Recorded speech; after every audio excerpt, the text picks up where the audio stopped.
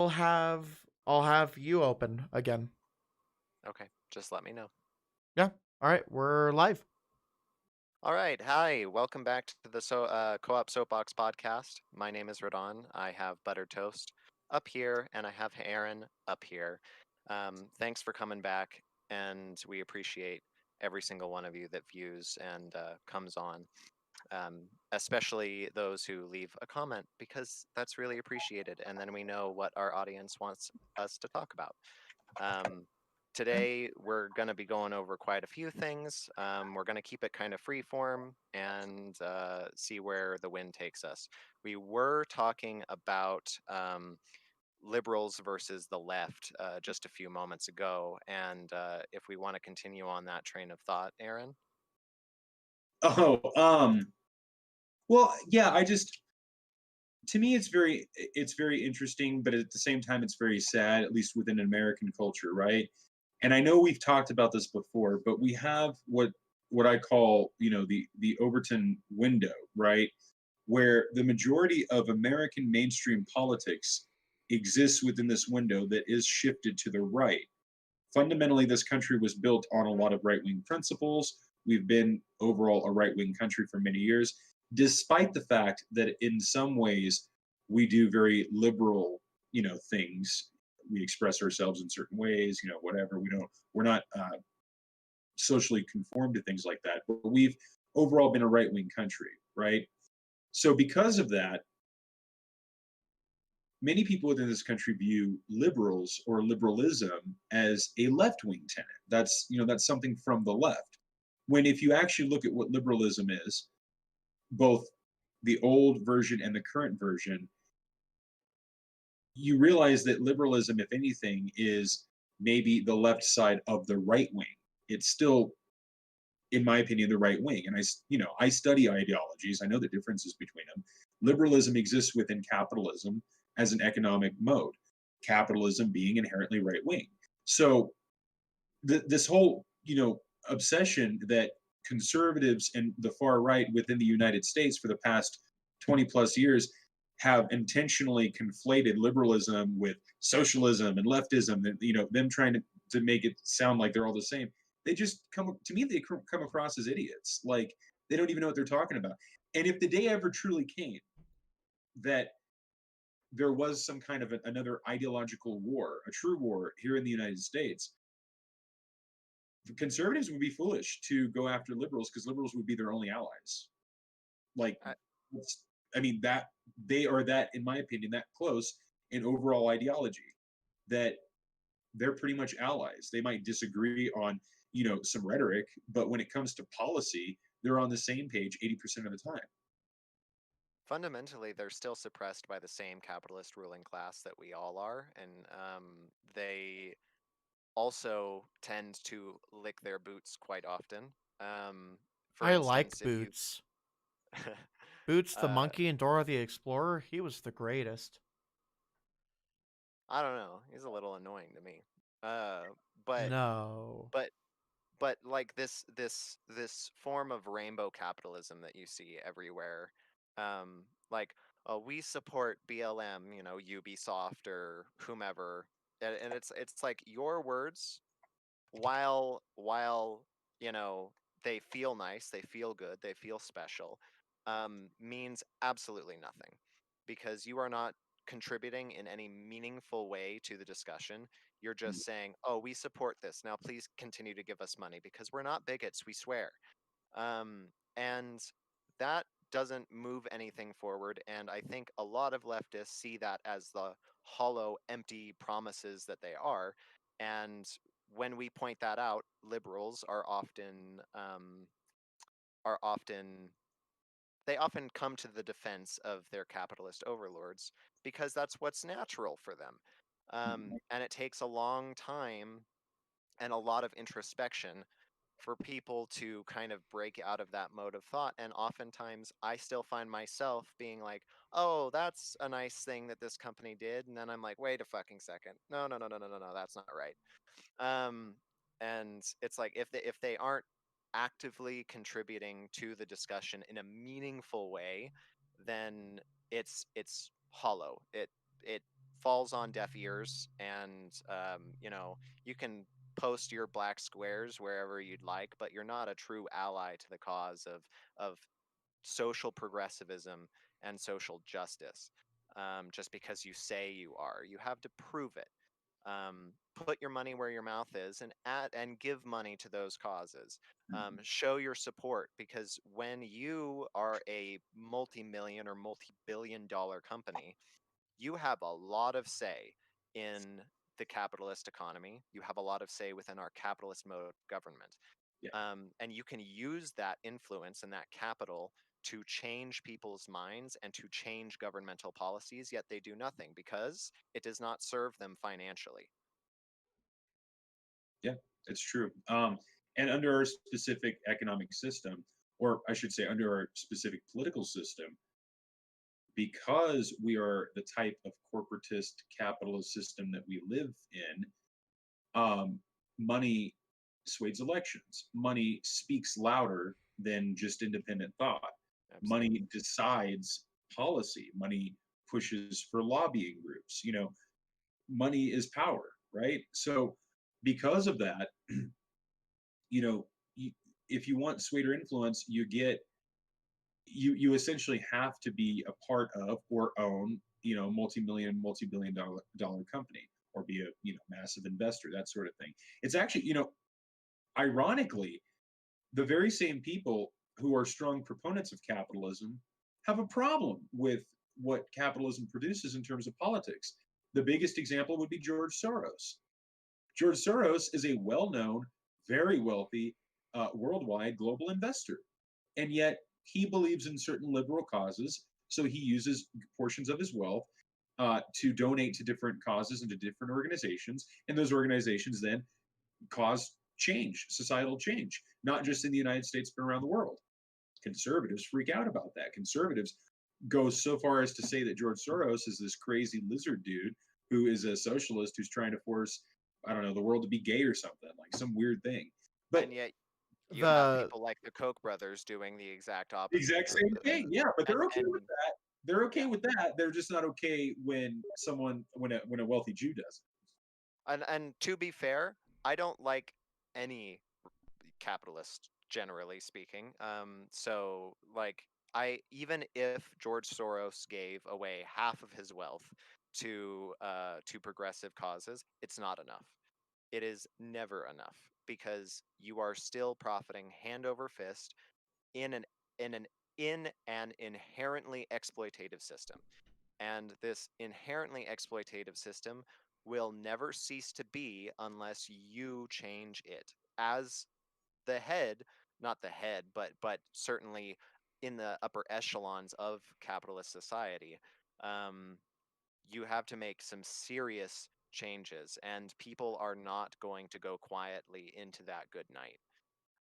Or at least capitalists are not going to go quietly into that good night. Elon Musk, Jeff Bezos, they are never ever going to give up that wealth willingly, and we as leftists have to understand, and think up of ways that these situations might be solved, how these people might be able to be dethroned, because that's what they are. They are kings without a crown.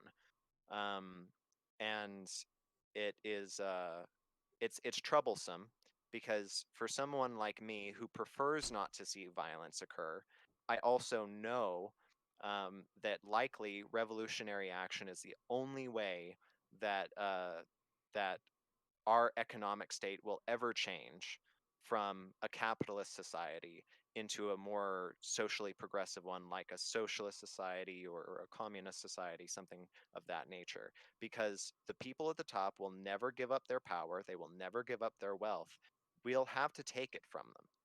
And we have to make sure that it is taken in the right way. Because if the wrong people get their hands on that wealth, then we just have a another form of continuation of the old. capitalism. Yeah, exactly. We have a continuation of the exact thing that we were trying to get rid of.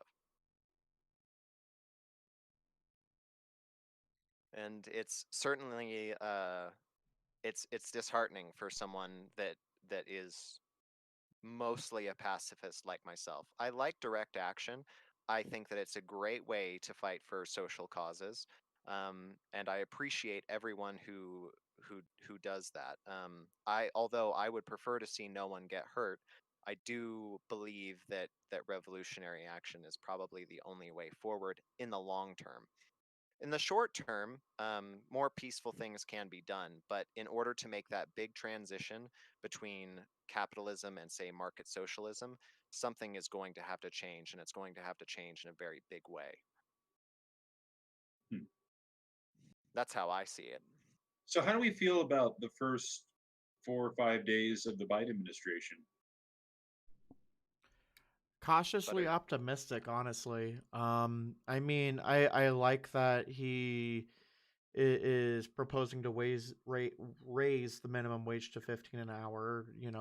Something that hasn't been done for, I think, 15 years. I think it's been about 15, 16 years since the minimum wage federally has risen. I'm not speaking in regards to, like, individual states. I'm hopeful about the public option, to be quite honest. I like I said, I'm cautiously optimistic. I don't really How do you, have the best idea yet. how do you feel about the executive orders he already signed? Refresh my memory.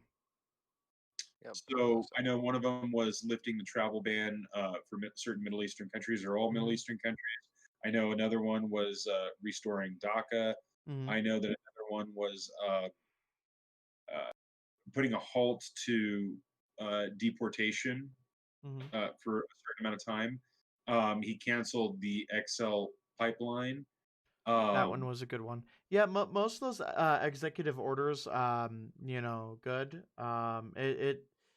I mean, it does in a weird way kind of erase the last 4 years. It really doesn't though. But there's, to be fair, there was a lot of what I would call long-term influential policy changes that were not erased but overturned with it, mhm. within one signature, that were hallmarks of the Trump presidency. So that's kind of, I mean, I think that a lot of it's a big deal, in my opinion. Mhm. I think that there are some, or a large portion of progressives who are not appreciating what they are, for what they are. I've seen that a lot on social media and online in the last 4 or 5 days. Um, but I think they were some pretty substantial EOs that he pushed through. I will say this, might be a hot take. I do think, the Biden presidency will move us further left for sure. I mean, we do see a much larger undercurrent of, Justice Democrats in Congress, which is a really good thing. Next, I want to be at a point where we're pointing out how the Justice Democrats are way too conservative. Unfortunately, we're not at that point electorally. But in general, I do think the Biden administration will be a net positive for us, especially for us progressives. I could be wrong. I hope I'm not. Um, I actually disagree with you there, Buttered Toast. I am not cautiously optimistic. I'm No. cautiously optimistic about Bernie Sanders' position in the as the Senate or the Yes. chairman of the Senate Budget Committee. That's what I'm cautiously optimistic about. Mm. With the Biden presidency, many of the things that he has done are good. I can't say that they're bad. Many of the things that he's done are good, and I've posted an article from CNN listing 30 of the executive orders that he signed within the first 3 days, I believe, and and he's done some relatively good stuff. Let's see if I can go through some of that. Um, let's see. Da, da, da, da, da. So restoring collective bargaining power and worker protections for federal workers and lays the foundation for a $15 minimum wage. That's great. I think that's a good thing. Calls for assistance to those struggling to buy food, missed out on stimulus checks, or unemployed. Um, that's kind of vague. I'd have to see like the actual A wording of lot of the a lot of document. these were vague. They were intentionally vague. I'm just gonna. And I think that's a big part of the left's problem is that we want to see specific policy. Mm-hmm. We want to see very specific wording.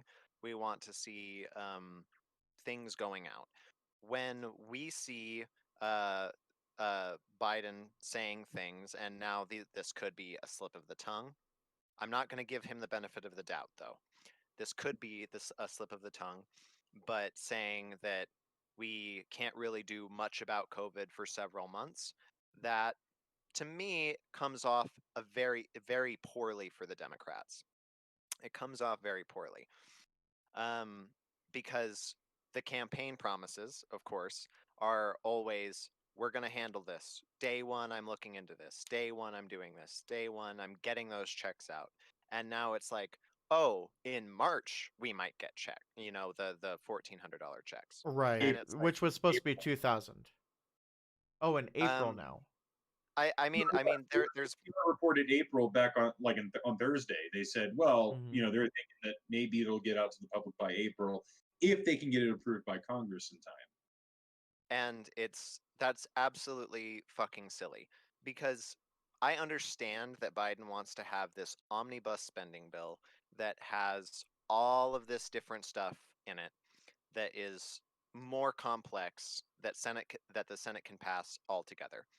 However, the people that voted for him and the people on the left who voted for him very begrudgingly Mhm. um, are quite angry that things are not going to be done as quickly as they would have hoped. And this is a PR disaster for the Democrats. Going into 2022, if these things are not handled within a sufficient time frame and within a time frame that is acceptable, which means right fucking now, they are going to lose a significant portion of the left who did actually vote for them in these races. I feel like we say this every 4 years. 4 to 8 years. I think this was said Yeah. so much throughout the Obama administration. And obviously, we none of us were old enough, but I'm pretty sure a lot of this was said during the Clinton administration too in the 90s. But and yet, people still bounce back, and the Democratic Party knows it. They play it every time. This is why they get away with having nominees like Hillary and Joe Biden over Bernie Sanders because they know that, well, progressives don't have a choice. They'll never vote for Republicans. They're going to have to vote for us anyway. And they take it for granted. But the thing that I want to go back to real quick is so that if you looked like immigration, for example, I was having a conversation actually with one of my friends this morning, I believe it was, over immigration. And she was posting all this stuff about how, people are pissed off because within the first 4 or 5 days of this administration, they still have kids in cages on the border. Nobody's done anything about that. They haven't ended ICE. And I'm like, well, first of all, I actually paid attention to a lot of his promises, That including wasn't even specific immigration plan, and he made no plans nor no promises to end ICE at all. In fact, if you look at his immigration plan, all he said about ICE was, "We pledge to make ICE more humane." Yeah, Which could mean anything. I haven't been one of the leftists that has been speaking out on that because number one, I obviously think it's fucking egregious and we need to stop it. But it's But not. but I also know that, Biden, neoliberal, Yeah, you know, kind hack, an absolute hack, is never going to do anything about it, and has not said that he's going to do anything about it. at all. It's just feel good liberal feelies saying that, oh, we've got to do something about the kids in cages because it's Trump, and those things existed during the Obama, the Obama Obama presidency. administration, they very much Well, existed. and to like clarify my position from earlier as well, like when I said, I'm cautiously optimistic, thinking that, this is going to be a net positive for like the left, you know, I do think Biden is going to be a disappointment. I think that's going to agitate the left even more. It could, radicalize more people, especially centrists and neolibs further left. I mean, that's the goal. That's what we need to do, or at least that's what we hope to do as leftists, is Mhm. to further our beliefs. Why do you Um, disagree, Aaron?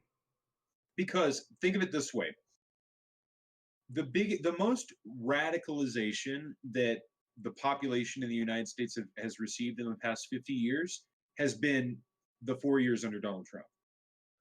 A Well, hold liberal on.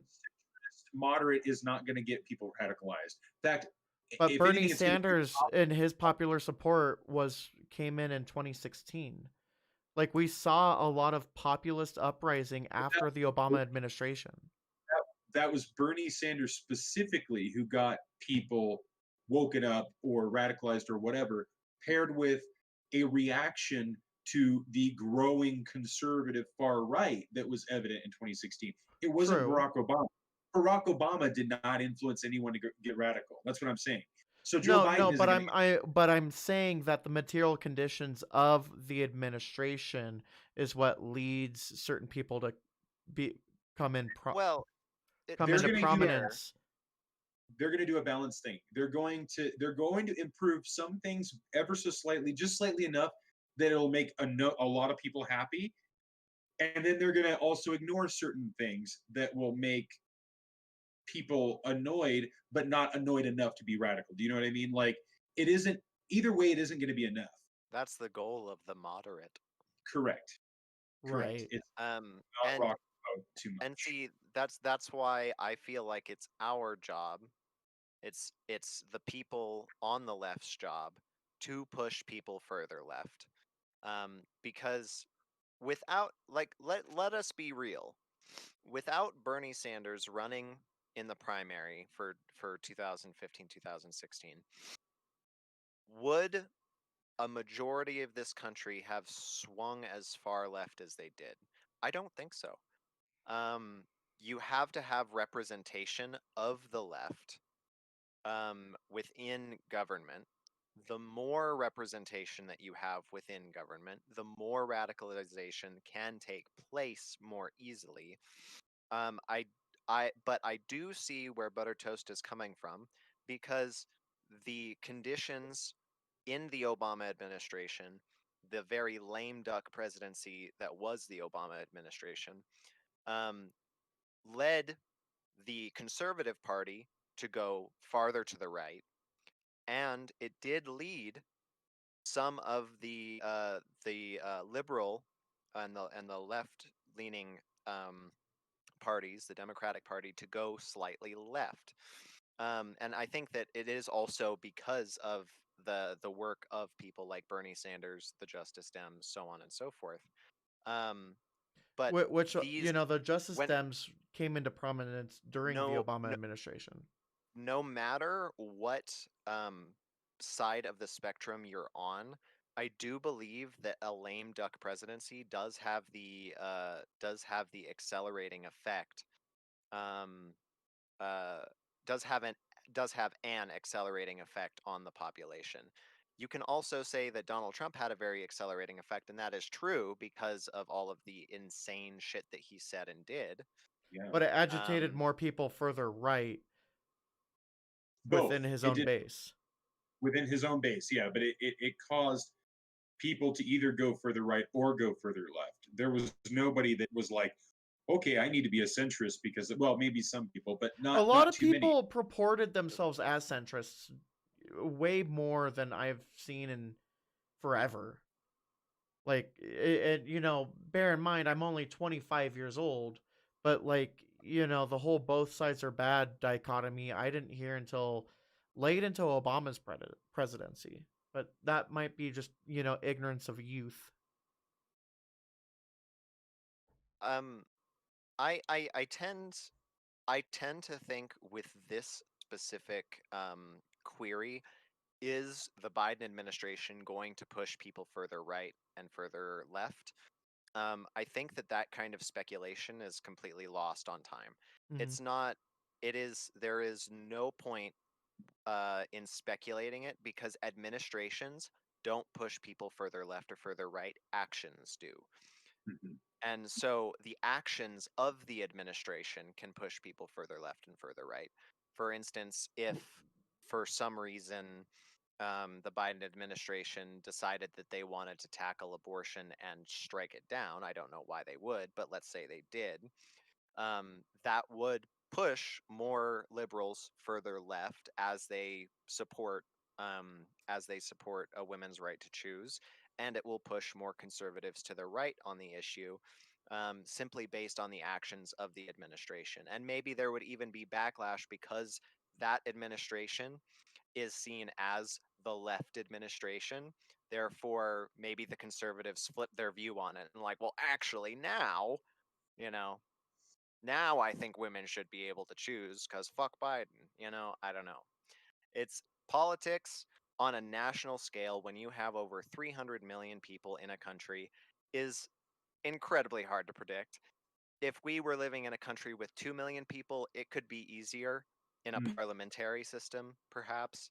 But in the system in which we live, it is so hard to tell what is going to happen because I really don't think, and of course there were some people saying this, but I really don't think that anyone could have seen coming during the 2016 election how crazy the right became during the Trump presidency with the QAnon shit and how far people went. I don't think that people could have seen that in particular coming because that is just so outlandish and strange. And it happened because of the actions of the administration. And it happened because of the online culture at the time. Um, and the anti SJW stuff, and then the conspiracy theories were pretty bad. And I think that speculation is just, I think it's kind of useless. I think that what we need to focus on personally is what the actions actually are, what the Biden administration is actually pushing, not what they say they're pushing, what they are actually pushing, and see how that might affect the population as opposed to, well, it's a neoliberal, centrist, moderate, administration. It's going to push people further left, further right. You could say that about any administration, I think. You could have an FDR style administration, and you could have people go further right and go QAnon. Who knows? Who knows at this point? With the age of the internet comes a level of uncertainty in the political sphere, because these people get cut off from other sections of the population, and they are force fed information um, that many gullible people will just believe. Um, because if you genuinely believe that there are pedophilic vampire baby killing cultists running Washington and Hollywood, um, I'd say that you're wrong, because that's pretty weird. And there's no evidence to support that. Are some people in Hollywood horrible, horrible, horrible, horrible people? Are some people in Washington horrible people? Absolutely. But and we should root them out, by the way. Um, and I believe that goes for both the people in the Democratic Party and the Republican Party. They gotta go. Um, but I wouldn't call them baby killing, adrenochrome injecting satanic cultists. I Yeah. just it's so far out there, and the fact that so many conservatives believe it is insane to me. It's crazy. And it's not even just in the US anymore. It has spread in much of Eastern Europe, and it's quite worrying. It's very worrying. I think in general, speculation on whether the Biden administration is going to lead people left or right is useless until we actually see action. And right now, That's fair. I'm seeing some good action coming out of the Biden administration, but I'm also seeing some worrying rhetoric that looks very bad for the Democratic Party. Um, Being, oh, we can get checks out in a few months, when previously the promise was we'll get them out the door day one. You know what I mean? And that's going to piss off a lot of people. Um, and how that manifests itself, I don't know. Does that manifest itself as protests, riots? I don't know. We'll have to see, quite frankly, because we have to face facts that people in the US are starving, they're hungry, they're poor, they're hurting really, really, really badly. And if nothing is done, and people are dying at an unprecedented rate, if nothing is done and done immediately, I fear that the Biden administration will lose the little support on the left that it actually has. It's not that much either, but Yeah, it's not that much. I mean, but to be fair, it is a portion of the voting bloc. It's all of the people that voted for Bernie Sanders, are probably paying attention just as closely as you and I, possibly, because I would say that those people are maybe a little bit more politically minded, maybe. Um, but it's I think that that's the most worrying thing, is that we needed to see, and we need to see it as soon as possible, real action, and we need to see it in our hands. We need to see the people that are being helped, or people being hurt, being helped, and we have to see it as soon as humanly possible. Now, wonderful thing is that we're actually uh, going ahead with some decent vaccine distribution, and we're doing much better already, but we have to go faster. There's no excuse. We have to go faster. We should pour every single resource that we can into it, because when this crisis started, we poured 3 trillion into the stock market for it to do nothing. Literally nothing. A 15-minute bump and whew, right down the toilet. We could put we're coming up with this money anyway. We're making it up as we go along.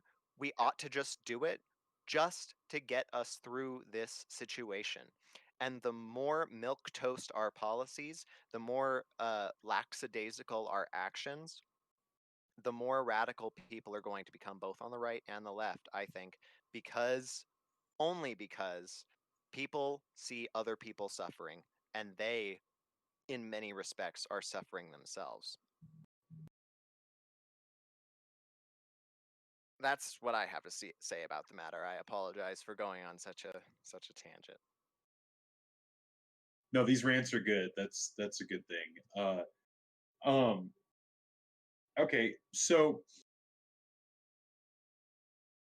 projection then. Do we have an idea on when we're going to receive um, not just this stimulus, but if there's going to be again a stimulus after that? Like so many people are really wanting and hoping that the federal government will decide to kind of just give us a stipend every month. Like, why are we waiting 7 months at a time for $1,200, $600? Like, why aren't we getting an ongoing payment? And I don't just mean necessarily everybody, but at least the folks who are struggling the worst, because of the pandemic. Why aren't they getting, I don't know, something a little bit more regular? Because if we have enough money to spend 2 trillion on bailing out, big companies, 3 trillion bailing out big companies or the banks, or anything on the stock market, pumping it into the stock market, why can't we actually put it to something a little bit more substantial, like directly to the people? Because Let them because stimulate our politicians care more about our capitalist overlords, because they're paid by our capitalist overlords, um, than they do about us. but technically they're not, right? Like their main source of income usually, or should I say their normal primary source of income is from being a congressman or a senator. Thus, they get paid directly by our tax dollars. We're paying them. So We're they paying them on top of what they're being paid for lobbying. I'd say it's the other way around. If you have a regular paycheck that's, ongoing, that's your basic job. And for them, it's being a senator or congressman. And then on top of that, they get paid sometimes millions, sometimes more than whatever their paycheck is, from these lobbying groups and stuff. But my point is it's like, how much longer do they think the American people are going to be silent or ignore, that blatant misuse of, I don't know, authority? To me, it's an abuse of authority. Yeah, and I think the the plain anti uh anti-authority sentiment that we saw with the BLM movement, that's not dead. I have like news flash for you. A majority of the people who protested in those protests, rioted in the few riots that did happen, they're still alive and kicking. They're still around. They're still paying attention. What's going to happen when something really pisses them off again, pisses us off again, and it just gets too much for the country to bear, and Mm-hmm. then you have an outpouring in the streets? Is Biden going to have the same reaction as Trump did and strike down an authoritarian hammer on anyone who dares, rise up against the police, rise up against authority? And it's a genuinely good question because Obama did it. Obama did when the BLM protests were happening during his administration. Did he send in the National Guard and the feds? Not that. Did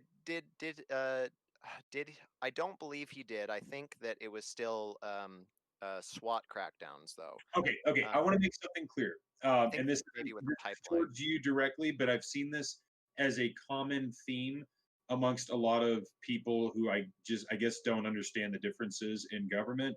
But a president does not have any control whatsoever with local police. No, There's I understand that. zero control.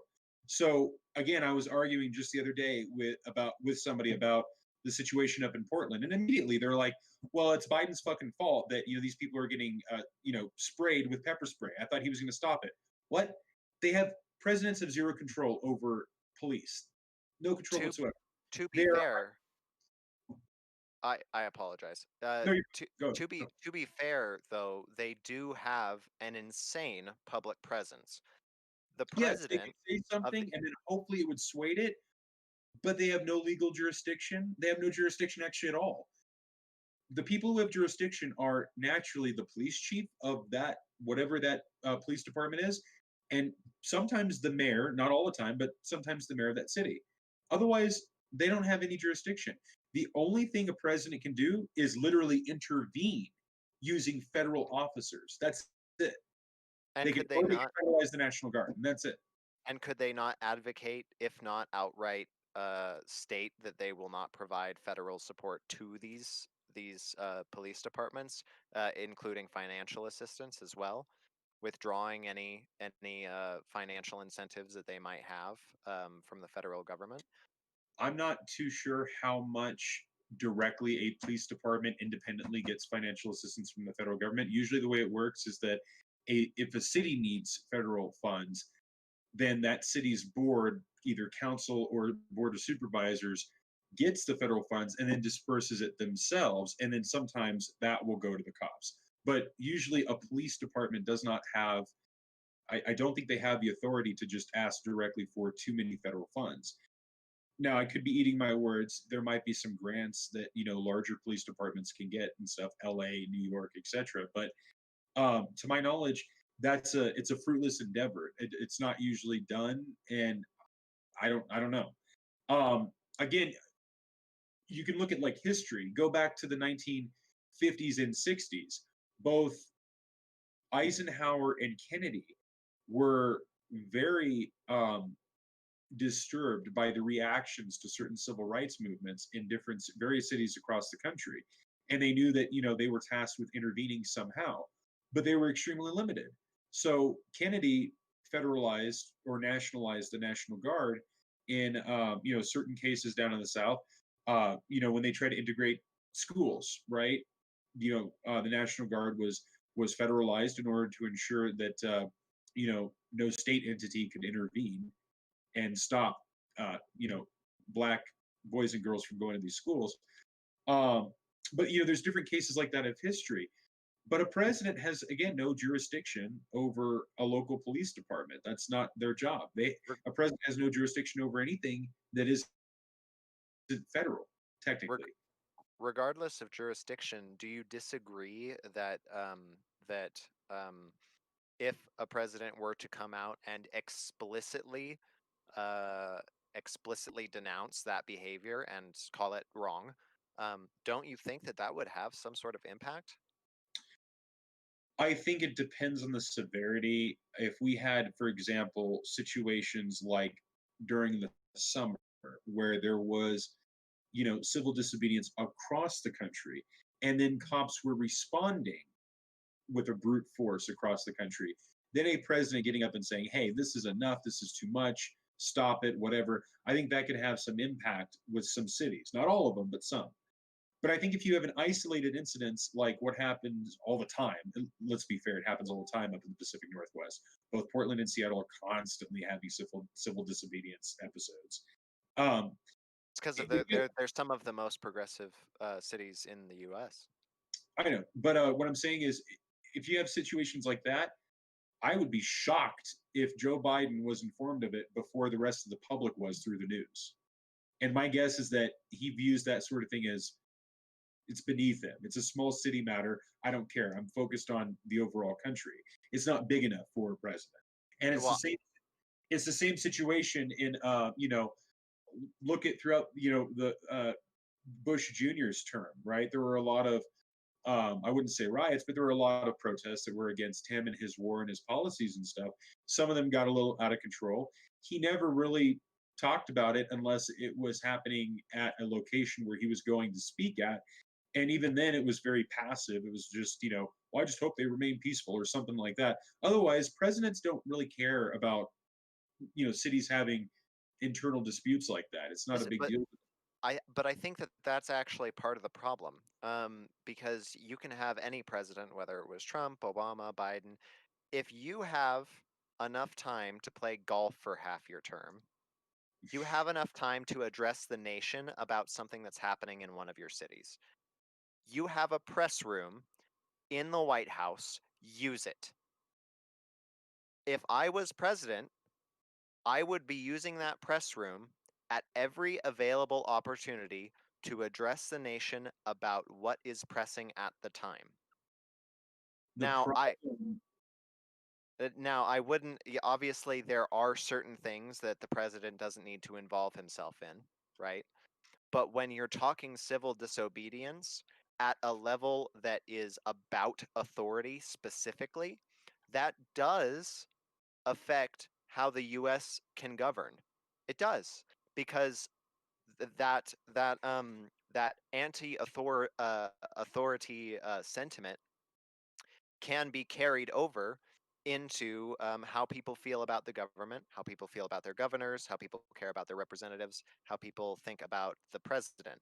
Um, and I think that in order to have that good relations or the good a good relation with the public, the president, as the face of the nation, has to be able to speak to the nation at every available opportunity. And I think that it is foolish to waste that. so I'm gonna come up with an example for you. This happened in real life. I don't know if you guys remember this because it was literally within 6 months of Obama becoming president.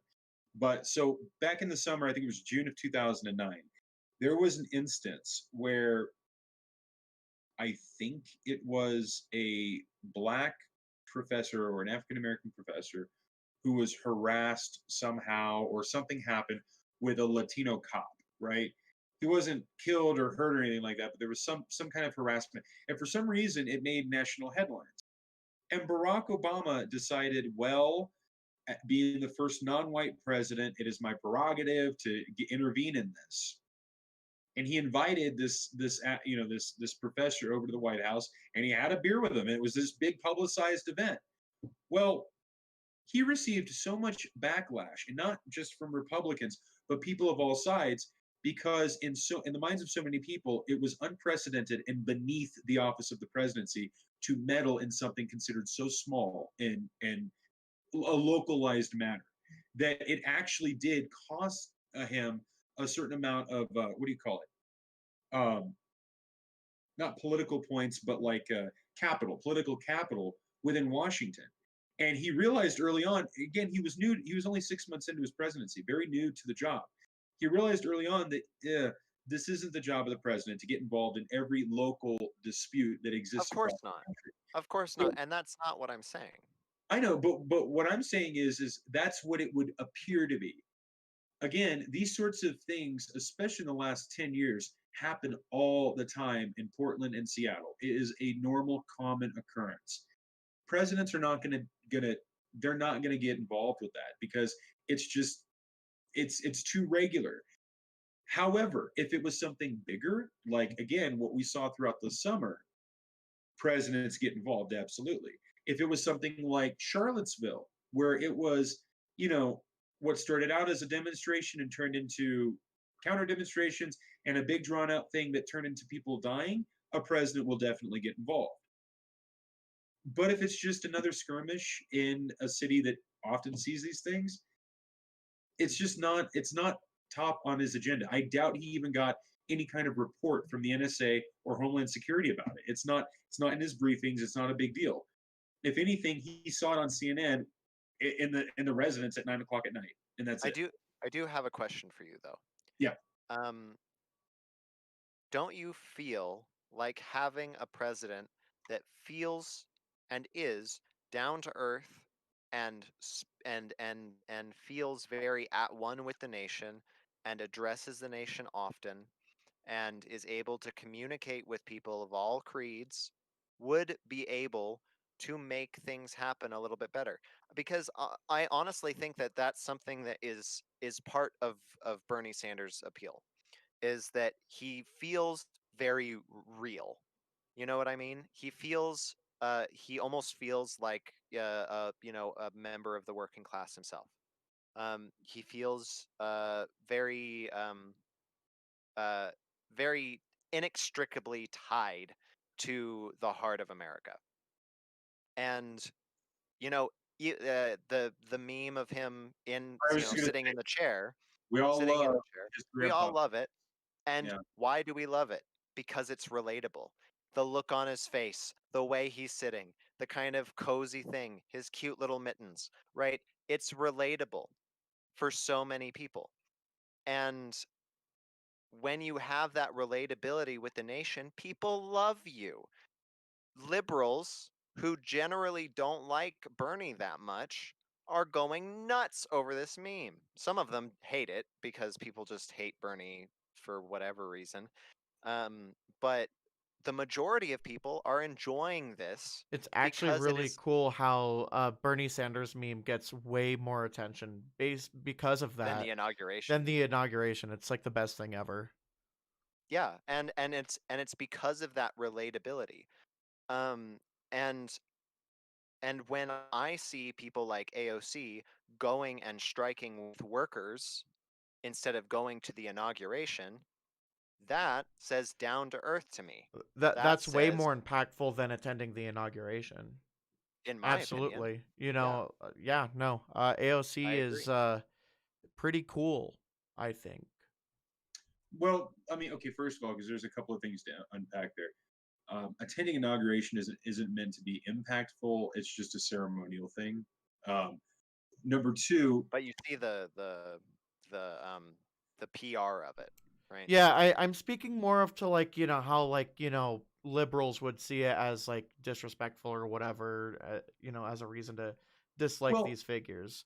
Not so not again, necessarily saying that, you know what I mean. Or do you? I don't know. I don't even know what I mean anymore.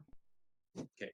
So the traditional side of me says things like Donald Trump, the first president in over 112 years to snub his successor, not going to the inaugural, is absolutely shitty. Like, you have constantly made us the embarrassing laughing stock of the planet, and you can't stop.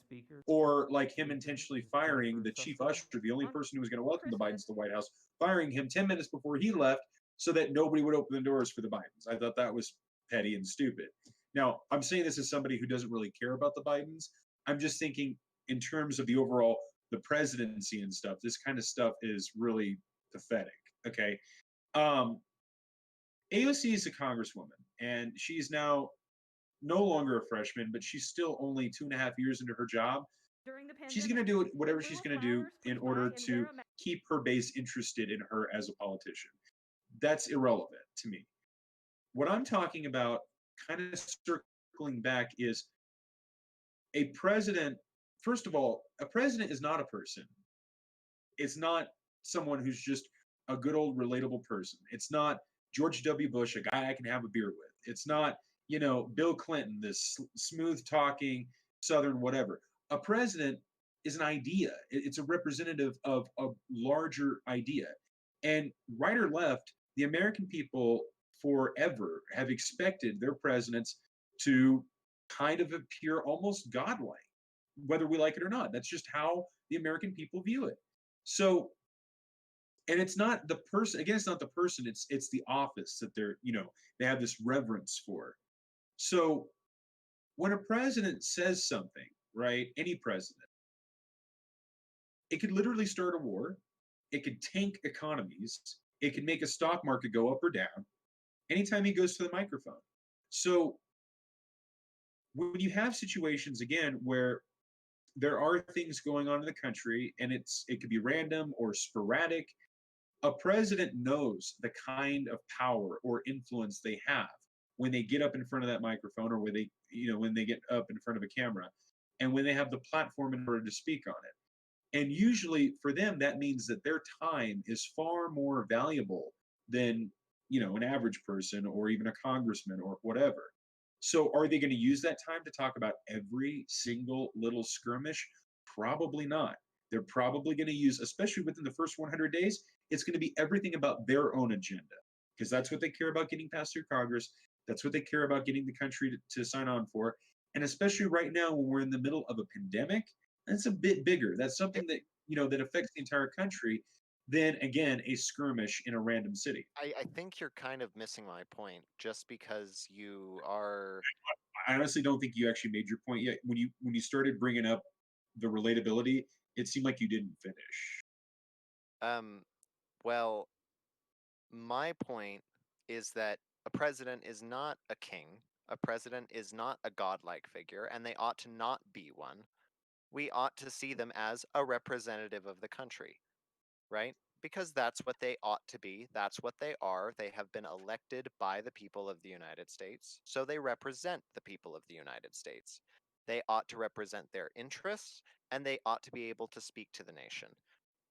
So, I think having this ultimate reverence for the seat of the presidency is wrong. I think that it is ultimately more dangerous than it is helpful. We saw that with how revered Trump was by the conservatives and by the Q cultists, right? Literally revered. And I think that that's a serious problem. You're We getting a have little to be able to see our presidents more as human beings rather than a seat of power. I disagree with the way that you're looking at the seat of the See, presidency. that's what I'm saying. You're being too subjective. I'm not. This isn't my opinion. I'm not saying, oh, this is how I think it should be. You're saying that this is how I'm aware that you're saying that this is how it is. I'm I saying that this understand. is exactly how it is. That all Americans, well, the vast majority of Americans, they view that office with a certain reverence. It's always been like that. It's been like that since Washington had the office. Now, whether that's good or bad, right or wrong, it's irrelevant. The point is that every president who's ever been in that chair knows this. They know what their image is. They know what people think of the office, and they know, more importantly, the people around them, how they think of the office. So because of that, they can only devote so much time to so many things. And to them, it has to be extremely impactful. Now, we're kind of getting way off on some details. All I'm saying is that I really don't think that, especially not Joe Biden, that this president in particular is not going to devote even 2 minutes commenting on, a protest that got a I'm little not out of saying he's control going to. against him himself. That's just not going to happen. Like, there's no point. I don't think he would see a point in it. I think the people around him would be like, "That's not worth your time. Don't get involved. Whatever. Leave it to the governor, maybe. But more important, leave it to Jenny Durkin, because that's the only person who's really going to be able to do anything about I just there are certain things that I think that we could get into in more depth with, but unfortunately, it appears that we have to cut tonight a little bit short. Um, and uh, uh, Yeah, for there's the some time. unfortunate things I have to deal with on my end that came up. Yeah, so we're gonna end a little bit earlier tonight, but I do want to ask anyone in the audience, anyone who watches, please leave a comment about any part of the video of the stream, so that we understand what you guys want to know more about, what you want us to talk more about, because that gives us a better idea and a better idea and a better direction of where we should take things as well. And we'd love to be able to answer questions on stream. So please just leave a like and a comment if you enjoyed, and because Absolutely. it really helps. Um, so for right now, thank you everybody, and we'll be back. We're thinking about doing more frequent live streams, once every Sunday, possibly Wednesday or Thursday. We're thinking about it, and we'll probably figure it out this week. And we'll be posting it on our socials as per the usual. Um, so yeah, thanks everybody, and I hope that you have a good night. Bye bye, everyone.